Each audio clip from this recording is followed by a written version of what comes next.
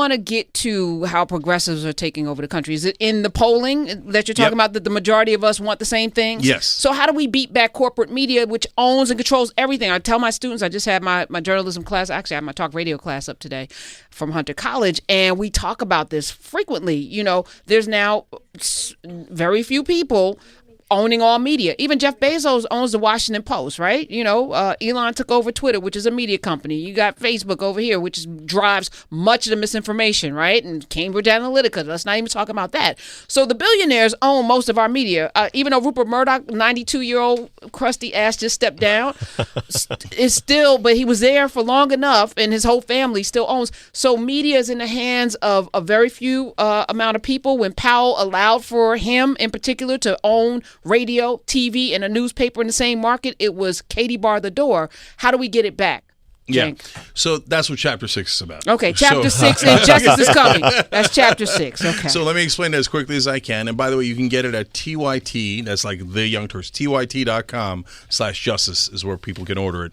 So now, there's two things that are huge advantages for us. That's why every reviewer is saying this book is weirdly hopeful. It explains to you exactly what's wrong, so you get like depressed, like how could we beat this monster? Just like Karen just said, this is a behemoth. How do we beat it? Well, the good news is the young are super progressive, right, and they are coming. So even within the Democratic primaries, even in states that Biden won handily, Bernie would win the vote by about 40 points among the young. Sometimes if the younger you go, the more he wins it, 50 points, 60 points, okay? So, but now the young used to be 25, 29, et cetera. Now the young in the last election were 45-year-olds. Now in this election, those folks are going to be at 49. And if you notice, now I'm worried to death about Biden, as you guys saw, but the Democrats did great in the midterms, and Biden won in 2020 because we had a surge of young voters.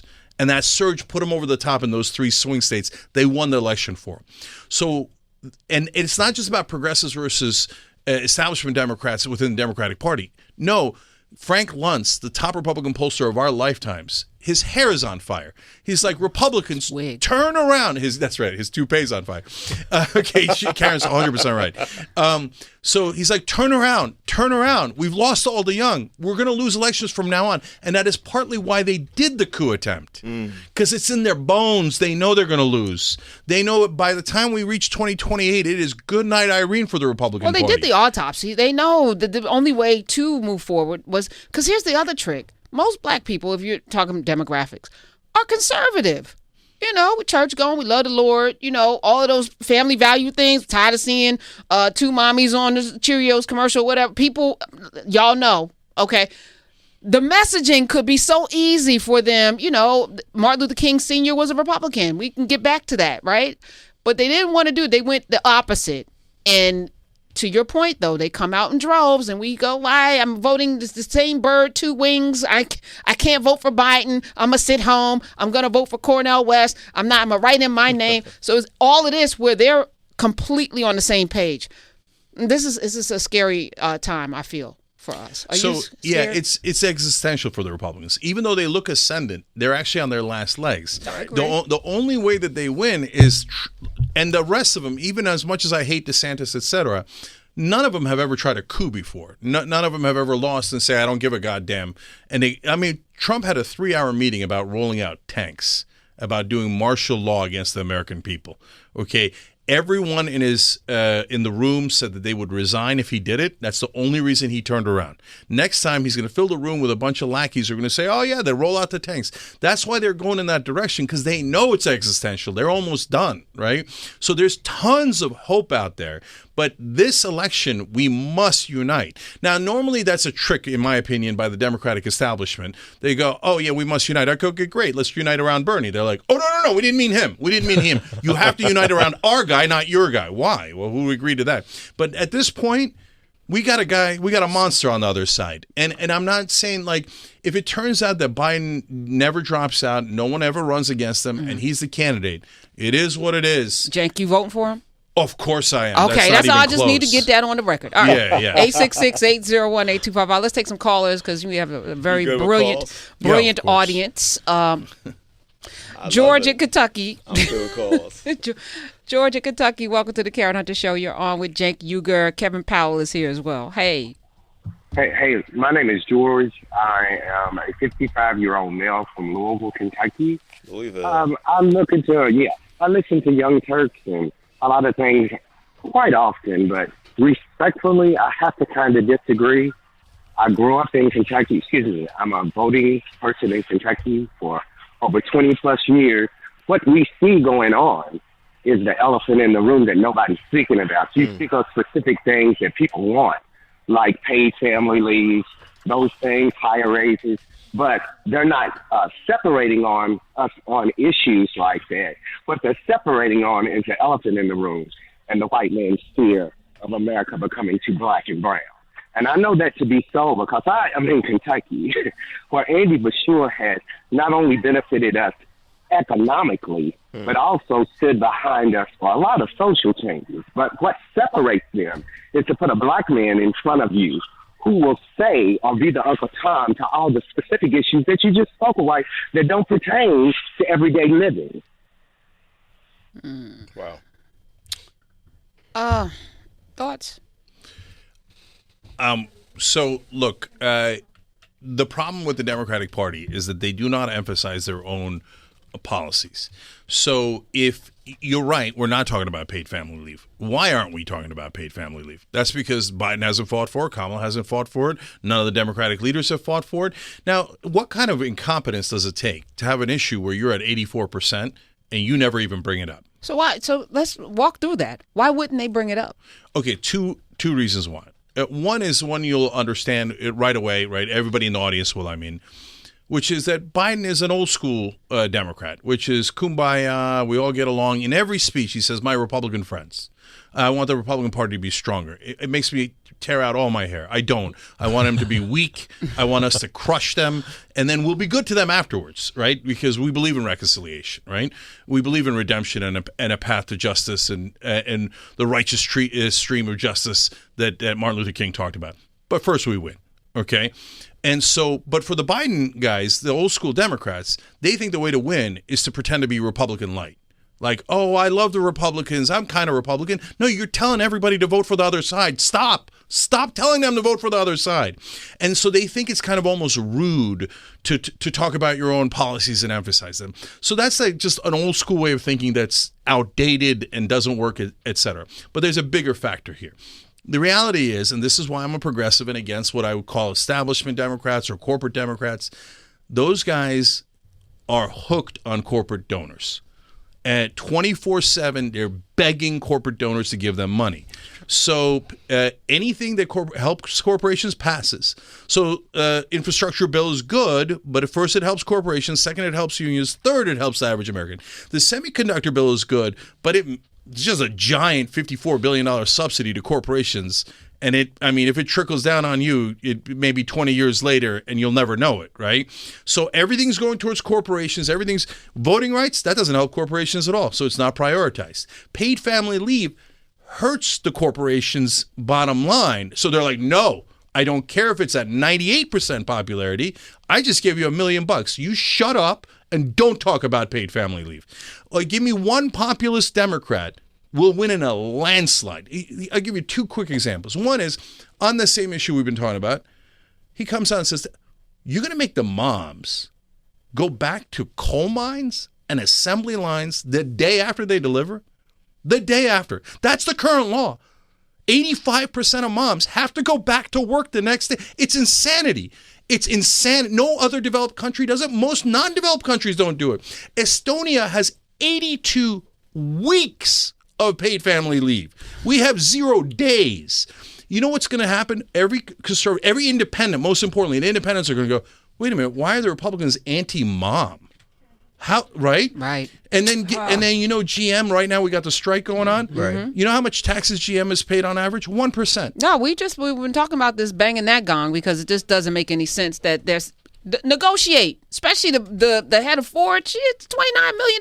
They're giving themselves a 40% raise every year. Yeah. And you don't want to break off something for the folk that make the cars that make you make money, but they make money the CEOs when they can make the margins smaller, when they can reduce the salaries, when they can reduce the pensions. That's how CEOs make money. And that has to change in this country because that's the only way we win. So, Karen, you are totally right.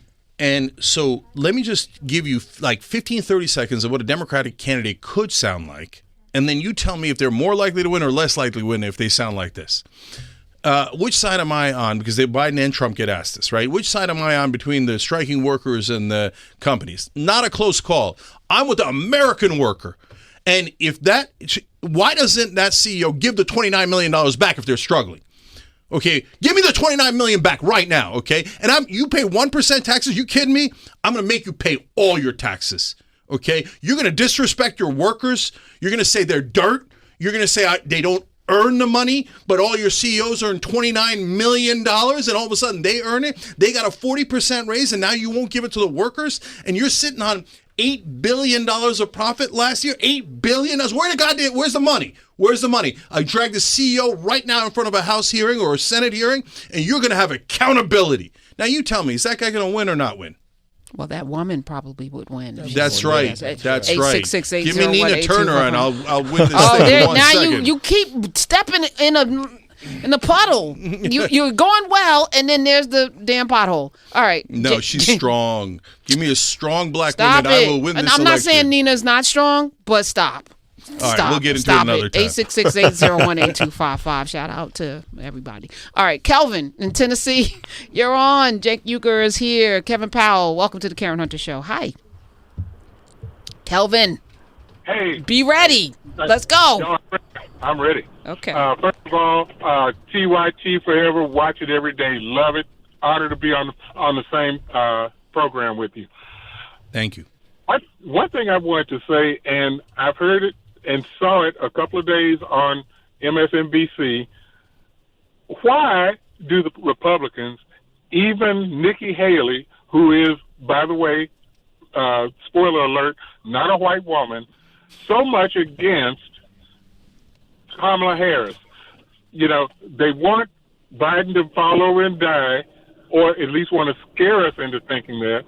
And then they, including Christie, say we cannot have Kamala Harris as president. So I just want to ask, and even on any of the programs, they never bring up the fact that maybe America just does not want a woman as president. And in addition to that, they don't want to try the black experience or experiment again. Well, yeah, I think. So, Calvin, first of all, thank you, brother. Thank you for watching TYT. Thank you for participating in the show here with Karen. So, I think Kamala's a mixed bag. So, on the one hand, when I see her speak, I go, there's something wrong. I don't know what's wrong, but there's something wrong. Why is she constantly repeating things 8 different times? There's something. I wish there wasn't something wrong, but it feels like there is. Okay. Now, but that's not why Chris Christie and Nikki Haley, et cetera, are attacking her. They're attacking her because she's a black woman. And they're definitely saying, like, you really want this in charge? And Calvin's right. Spoiler alert, Nikki Haley's not white either. But it's a way, like, when she attacks another woman of color, what she's signaling to Republicans is, I'm safe. I'm one of the good ones. Don't worry. No, right? What she's saying is I'm white. 866-801-8255. White's a construct. Yeah, it's not, I hear you. You know, Yeah. some people may think you're white. 866-801-8255 is a construct, right? Yeah, so totally. Nikki Haley's telling them, I like the Confederate flag. That's our heritage. I fought with her on that.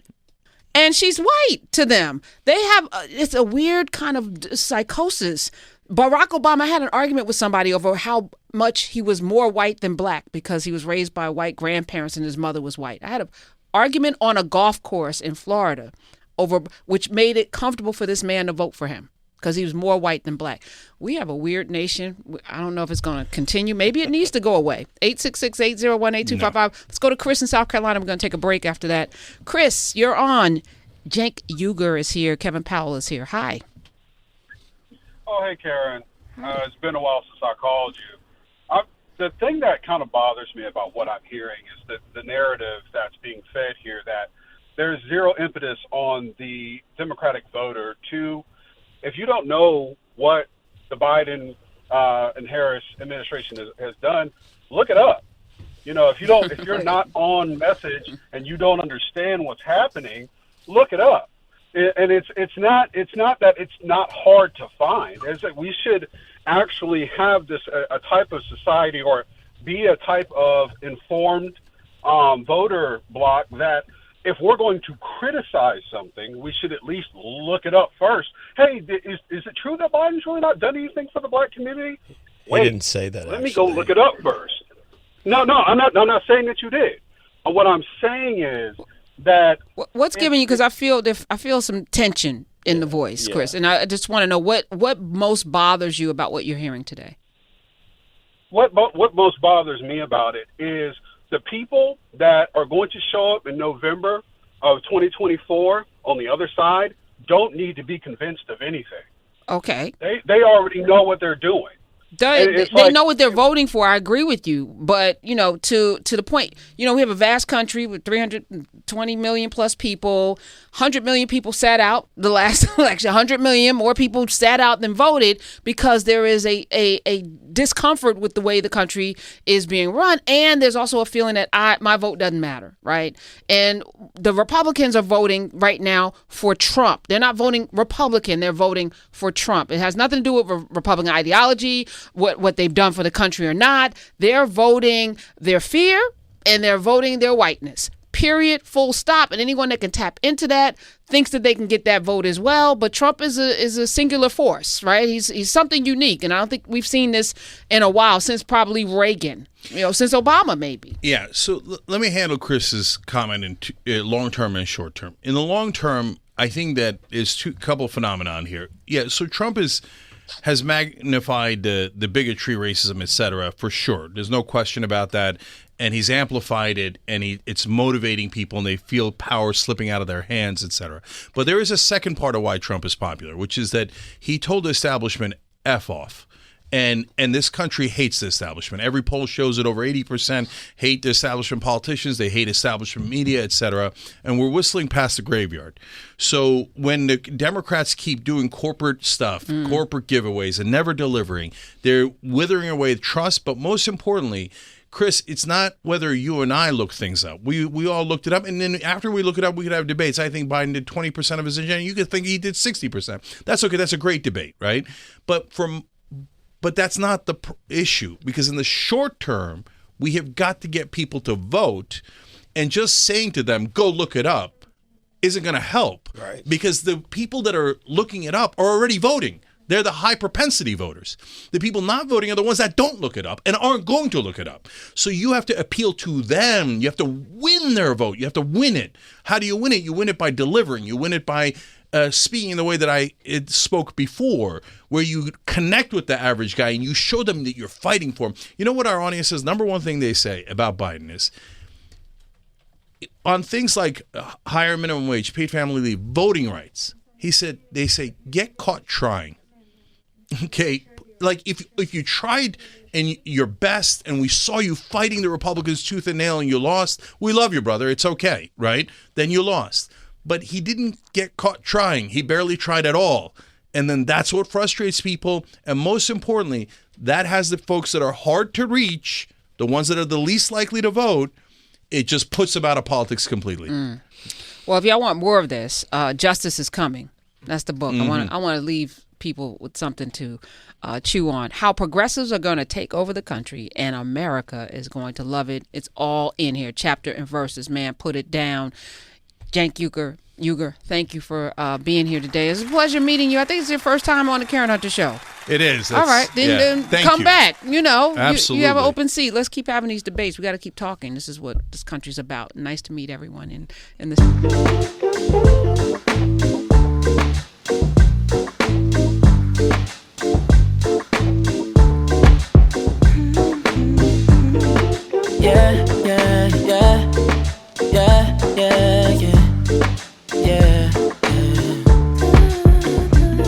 I run my fingers through her hair as she smiles and says that she loves me. Isn't it lovely when the one you love thinks